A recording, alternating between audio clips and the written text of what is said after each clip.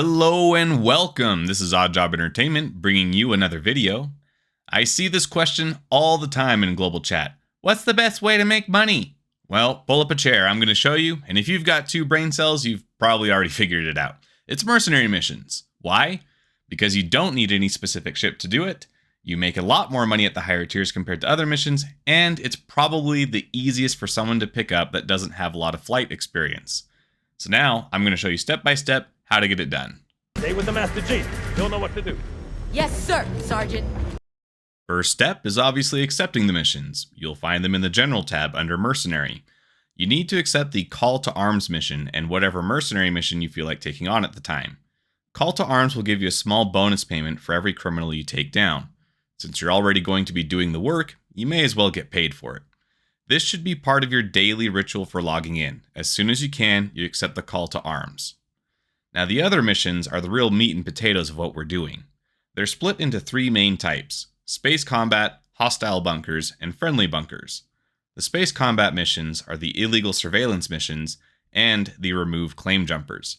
They're both pretty easy as far as space combat goes, but they don't offer any higher rewards than what you see as a newbie. We'll be focusing on the bunker missions because that's where the real cash is.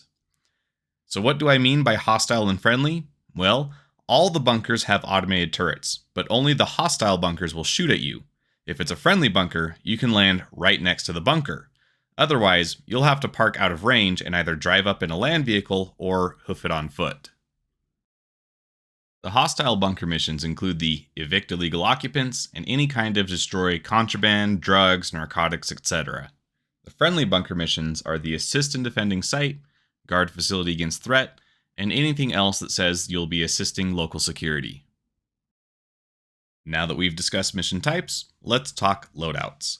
Generally, my loadout is shaped by what I can get easily. Since I do my missions around Hurston, I know that I can get the Demeco LMG from the higher tier drug missions.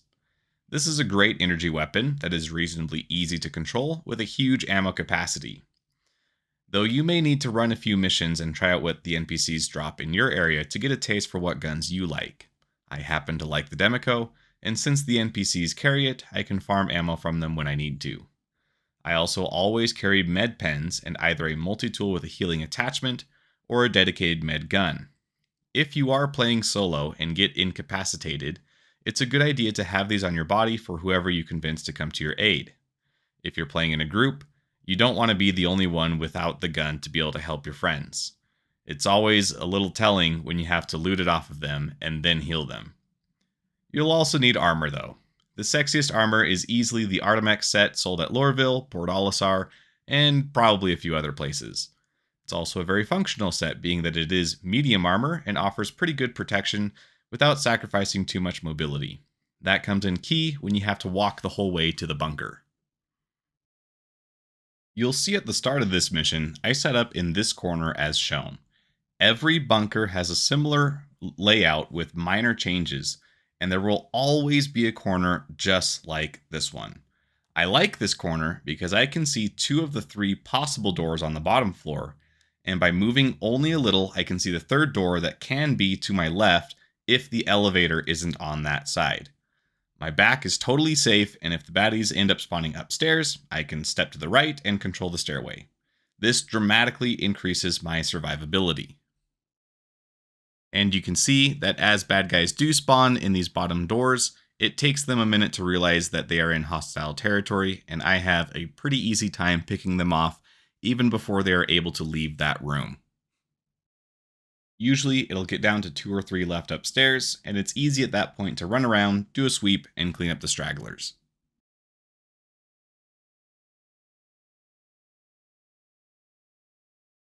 Now, if you are doing a friendly bunker, do not hit anyone that is not wearing teal or red armor.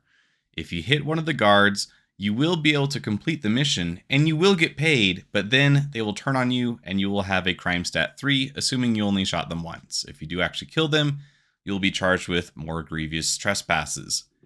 If you do accidentally hit one of your teammates that has volunteered to come down there with you, they will turn on you immediately. You will all fail the mission, and you will all have crime stats.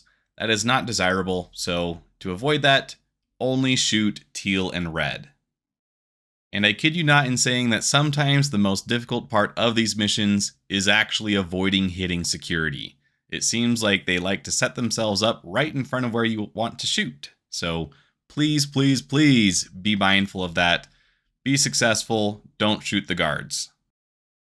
Finishing up parts 2 and 3 of this 3-part symphony, you just wash, rinse, and repeat what you did in the first verse.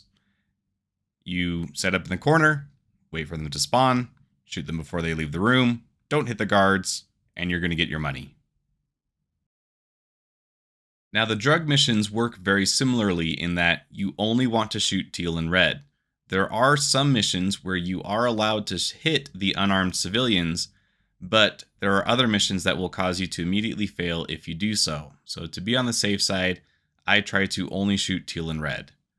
For those drug missions, it's preferable to have a grenade launcher on hand, as it will help you pop the drugs quite a bit faster than having to punch them all with your hands. But just keep that in mind that if you don't have a grenade launcher, you are not out of luck. You can just punch all the drugs. It just takes quite a bit longer. We do this quite a bit in Odd Job Entertainment as far as our org activities go, and it's a viable way of completing the mission. It just takes a while. Now, to wrap up this video, I want to talk about some of the things that I've learned to increase the reliability of these missions. First off, it seems that it is very related to desync of the server or overall server health. If you hop into a server and it seems to be working great, your missions are probably going to go pretty well as well. As 3.17 has been getting closer, it seems that the servers have been suffering a bit lately, and I think that has to do with them dedicating resources to do the PTU patch for 3.17. So I would expect that we will see server health improve dramatically once those resources are all working on the same patch together. That said, if you are having some issues, there are still some workarounds that can help you. The biggest issue that you'll run into is the double elevator glitch. That's where 2 elevators spawn in the same location, and they kind of overlap and don't let you actually go down into the bunker.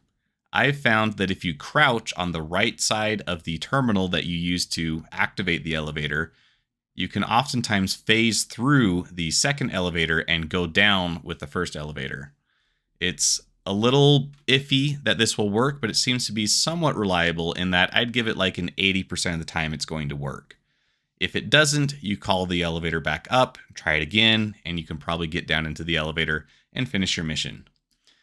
Once the mission is complete, you don't have to worry about being squashed by the elevators. You'll phase right through them. So that's a great workaround when you need to use it. The other workaround that I've found has to do with things loading in. There's a lot that has to be streamed in as far as objects, containers, things of that nature. And if you make your approach at 200 meters per second in your ship starting from 20 kilometers, that's basically the distance that it puts you at when you drop out of quantum travel.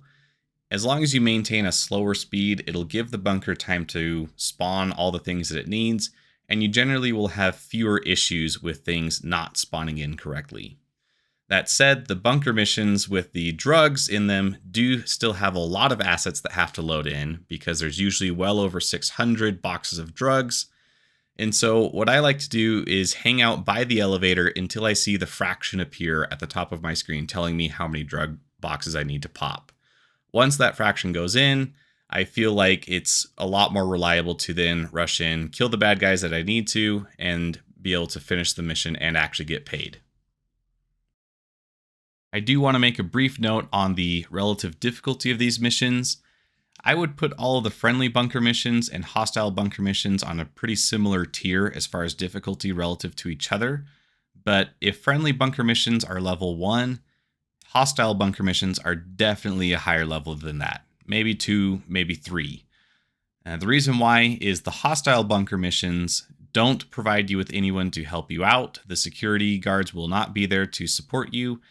And the spawns get a little more chaotic. There will be some bad guys that are there initially, and they will continue to spawn in the spawn closets until you've killed enough of them. What that number is, I'm not sure. It doesn't tell you, and that's what makes it a little trickier. So until you've killed absolutely everybody.